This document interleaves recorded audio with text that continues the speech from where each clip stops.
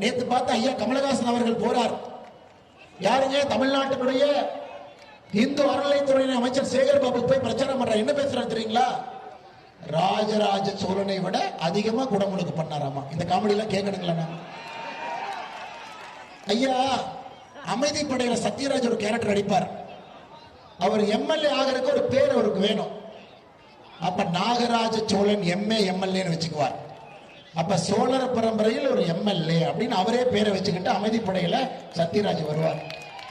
அந்த மாதிரி ஒரு சென்னையினுடைய பேட்டை ரவுடி ரவுடித்தனத்துக்காக அரசியலுக்கு வந்து ஒரு காவி வேட்டி கட்டிக்கிட்டு தன்னுடைய இமேஜை மாத்துவதற்காக அறநிலைத்துறையினுடைய அமைச்சர் முதலமைச்சர் போனார்னா செவத்துல பள்ளி ஓட்டுற மாதிரி வண்டியில் ஓட்டிருப்பாரு. அவரு ராஜராஜ சோழனை விட சிறந்தவரா? இந்த அநியாயத்தை கேட்டிருக்கிறீங்களா?